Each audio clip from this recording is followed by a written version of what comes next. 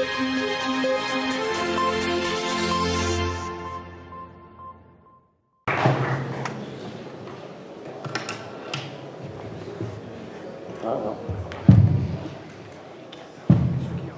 bon là? Vous m'entendez bien? Parfait. Alors déjà bonjour, bonjour à tous. Je remercie Roland Elie pour son invitation. Non seulement pour son invitation, mais aussi pour le choix, en fait, le choix des invités, parce que je trouve qu'aujourd'hui toutes les tendances du nationalisme sont représentées, et c'est assez rare pour être souligné. Il y a parfois, vous le savez, beaucoup de guéguerre dans le milieu, et je trouve que le programme est très riche et permet de rassembler toute la famille en un même lieu et pour un même événement, et je trouve ça très positif parce que, comme vous le savez, pour nos ennemis, eh bien, en fait, nous sommes tous les mêmes. Voilà, cette guerre de chapelle qui est visible à l'intérieur de la dissidence, en réalité, elle n'est visible que par nous. Pour les autres, à partir du moment où vous avez un discours contre l'immigration, vous faites partie de la fachosphère, et donc, de toute façon, on est mis dans le même panier. Alors,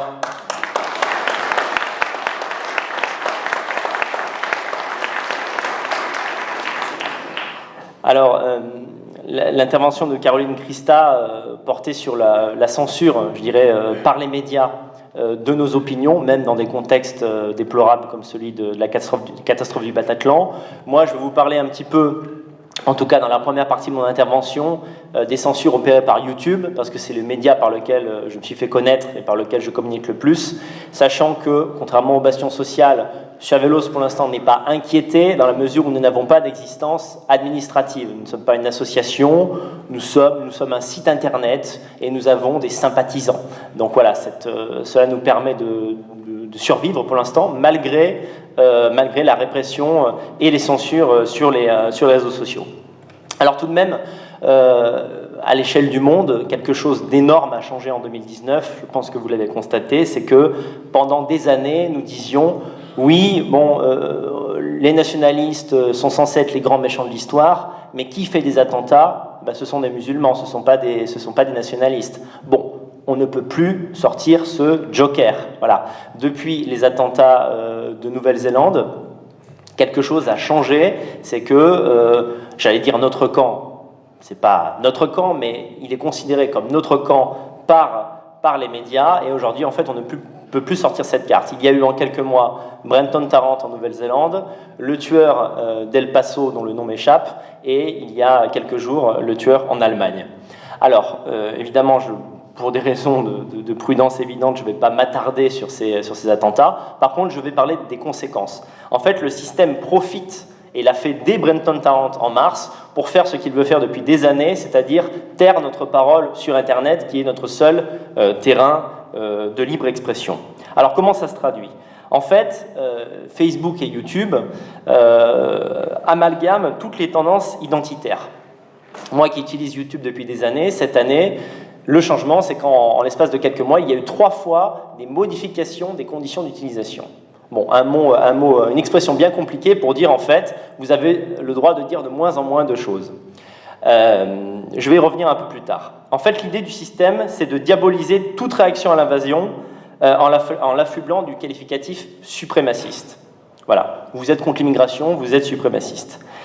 Ce qu'ils ont fait après Brenton Tarrant en Nouvelle-Zélande, ils ne l'ont pas fait après le Bataclan, ils ne l'ont pas fait après le 11 septembre, évidemment, bon, voilà, les réseaux sociaux n'existaient pas encore, ils ne l'ont pas fait après Nice, ils l'ont fait seulement lorsque quelqu'un qui se revendiquait de l'ethno-nationalisme est passé à l'action, et je tenais quand même à le préciser, c'est-à-dire que nous sommes vus comme les principaux ennemis du système. Ce n'est pas l'islam radical, le principal ennemi du système, ce sont les nationalistes.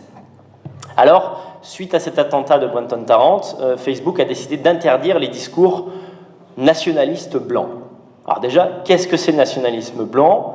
C'est très simple, c'est de l'ethno-nationalisme, c'est considérer que les pays européens, par exemple, sont ce qu'ils sont parce qu'ils sont composés historiquement de peuples européens.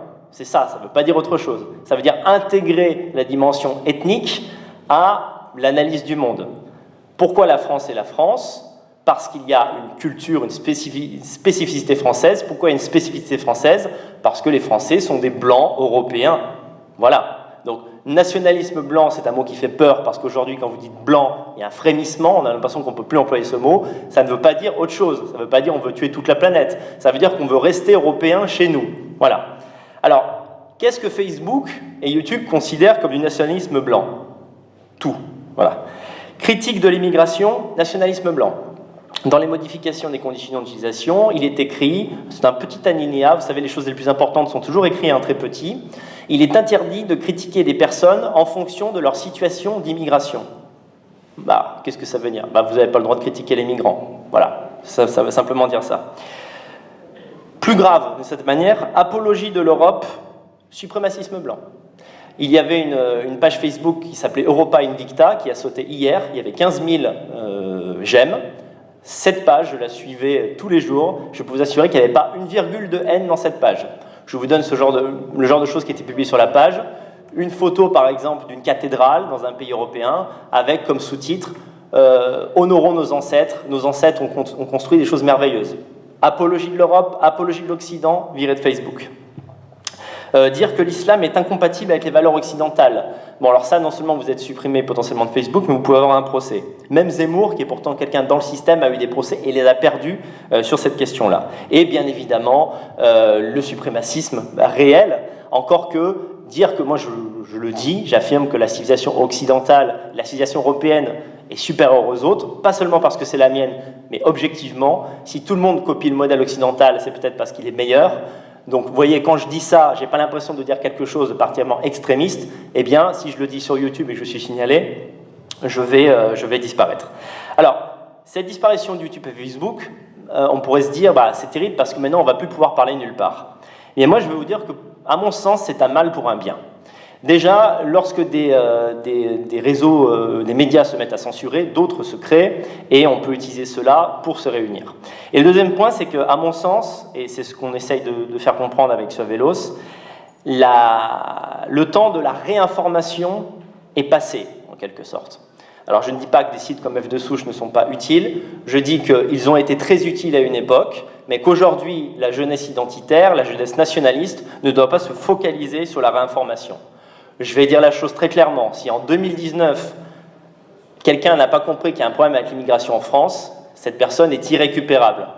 Voilà, c'est comme ça que je le vois. Hein. Au début des années 2000, on pouvait feinter, on pouvait se dire oh, finalement il y a des endroits envahis, d'autres qui ne le sont pas. Est-ce que c'est l'immigration? Est-ce que c'est autre chose? Bon, moi, je prends le train, je sais qu'il y a un problème avec l'immigration. Vous avez une nuisance, c'est pas Jean Dupont qui crée une nuisance, d'accord? Ça peut aller de la nuisance sonore à l'agression, et c'est tout le temps, et c'est sans arrêt. Donc, nous considérons que les personnes qui sont dans le déni face aux problèmes liés à l'immigration ne sont plus récupérables. Voilà, c'est comme ça que nous, on le voit en tout cas. Par ailleurs, il y a quelques années, alors je suis désolé, dans la première partie de mon discours, je vais un peu tristoun, mon constat est un peu tristoun, mais après je vais aller vers la solution que nous avons trouvée. Il y a quelques années, il y avait des safe spaces en France, c'est-à-dire des endroits préservés. Je vais en citer un, la Bretagne. J'ai beaucoup d'amis en Bretagne. Il y a 5 ans, lorsque j'allais en Bretagne, je respirais. Il y a 5 ans, j'habitais à Paris. Quand un ami me disait hey, « viens en Bretagne, viens un peu te détendre », j'allais en Bretagne, ça me faisait du bien. Je le dis avec le mot qui fâche, parce que la Bretagne, c'était rempli de blancs. Voilà. Donc, j'avais pas de problème, pas d'insécurité, c'était beau, c'était calme, c'était français. Bon, je suis allé en Bretagne en juillet, j'ai été catastrophé en juillet de cette année. Voilà. On ne peut plus dire que dans les grandes villes, la Bretagne est préservée. Et ça s'est produit en 2 ou 3 ans. L'immigration en Bretagne est essentiellement noire. Je suis allé à Brest en juillet, j'ai été catastrophé. Voilà. Bon, pour détendre aussi un peu l'atmosphère, j'étais catastrophé par le climat, parce qu'il faisait moins 15 en juillet. Hein, ça, c'est la Bretagne. Mais je me suis dit à ce moment-là, bon, il n'y a plus d'endroit où se ressourcer. Et c'est pourquoi, en fait, nous avons mis en avant l'idée du communautarisme, parce que finalement, le communautarisme, c'est le repli intérieur, le repli vers le groupe, le repli vers les amis, vers la tribu. Voilà pourquoi nous avons fait ce choix. Beaucoup de personnes considèrent que le communautarisme est une sorte d'aveu de défaite. Alors, je ne suis pas tout à fait d'accord avec ça.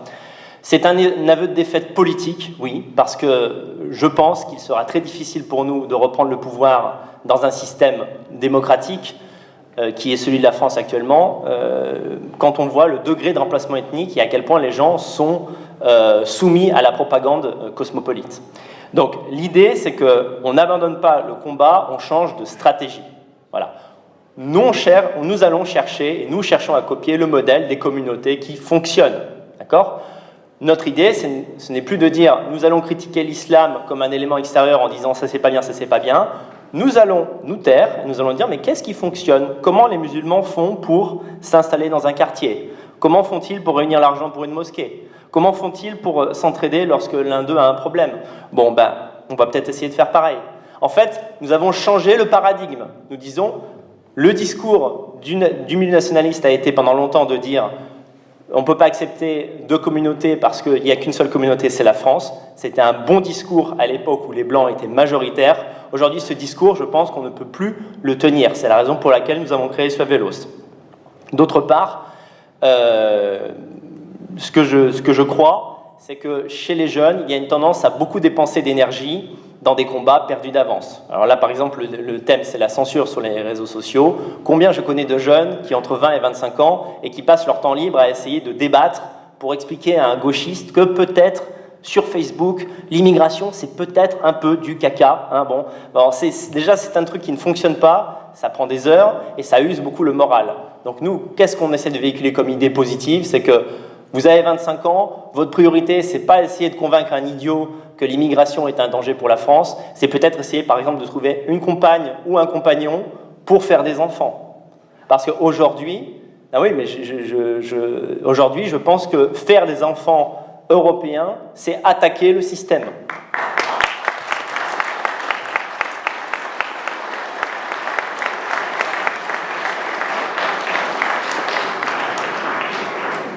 Quand de nouveaux comportements ou de nouvelles lois sont proposées, notamment sur la question des mœurs en France, il faut vous dire que les États-Unis ont testé ça 5 ou 10 ans auparavant. Donc ce qui arrive aujourd'hui aux États-Unis va nous arriver en pleine tête. Alors qu'est-ce qui se passe dans les universités américaines ? Alors bien sûr, nous sommes des gens de droite, on a un discours critique sur l'université, on se moque des étudiants parce que souvent ce sont des idiots qui ont des idées préconçues, mais il n'empêche que ces gens-là sont l'élite. Ils vont constituer l'élite de demain du monde occidental. Et qu'est-ce qu'on voit dans les universités américaines ? Des discours anti-blancs assumés. D'accord ? Dans les universités, on dit « vous êtes blanc, vous êtes responsable de la plus grande quantité de malheur dans le monde ». Certaines universités, dans certains colloques, on l'interdit aux blancs. C'est une réalité. Voilà, ce sont des choses qui se sont produites aux États-Unis. Ça va arriver ici. De la même manière que la théorie du gender a commencé là-bas et est arrivée chez nous en ricochet au bout de 4-5 ans. Donc en fait, ce qui nous attend, c'est vraiment terrible, et c'est la raison pour laquelle nous voulons focaliser sur le concret. On ne pense pas pouvoir reprendre le pouvoir, on se prépare à une vie en minorité sur le terrain, notamment en France, qui, à notre sens, est inexorable. Je ne dis pas ça pour vous déprimer, je dis ça parce qu'il faut toujours se préparer à l'avenir. Donc voilà, comme je disais, on s'inspire du fonctionnement des communautés qui sont à la mode, et bien sûr, on le fait de la manière la plus subtile possible parce que le système est contre nous. La ligne qui est dans la ligne de mire du système actuellement, c'est l'ethno-nationalisme. Voilà. Surtout qu'avec ce qui s'est passé, c'est le dernier point, ce qui s'est passé la semaine dernière est d'une gravité sans nom, avec le meurtre qui a eu lieu dans la préfecture de police. J'en ai discuté avec une personne qui est un ex-policier, c'est la chose la plus grave qui soit arrivée certainement parce que ce type avait accès à des renseignements, donc en fait potentiellement tous les renseignements sur la question de l'immigration, de l'islam sont compromis.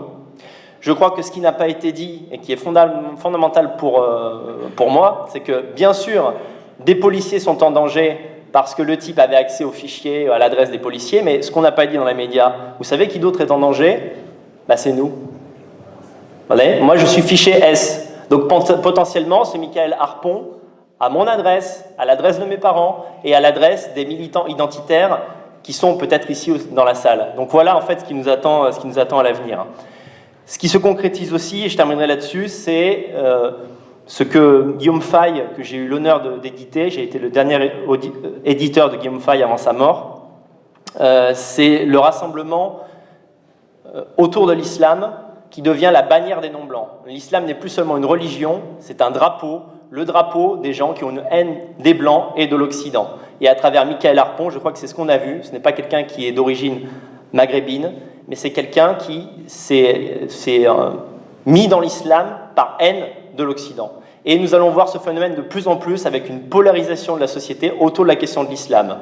Que ce soit les blancs ou les non-blancs, ceux qui décident, ceux qui veulent détruire l'Occident, se mettront du côté des musulmans, par soumission ou par adhésion au discours islamique, comme en parle Houellebecq aussi dans son livre Soumission, et il y aura les autres, et nous serons dans ce camp-là, et il faut que nous soyons prêts, parce que l'avenir est difficile, et c'est la raison pour laquelle nous avons choisi le réseautage, le communautarisme, pour se préparer à cette vie en minorité, qui sera difficile, mais je pense qu'on va gagner. Je pense qu'on va gagner, je le souhaite, je le veux, et j'espère que tous ici, vous êtes persuadés que nous allons y arriver, parce que vraiment, si tous nos ancêtres se sont battus, ce n'est pas pour qu'on lâche prise pour quelques suppressions comme ça sur Facebook ou sur YouTube, c'est rien par rapport à ce qu'ont vécu nos ancêtres. Et donc voilà sur quoi je voulais finir. Si vous voulez en savoir plus sur notre mouvement, je vous invite à nous rejoindre sur le stand après les interventions. Merci à vous.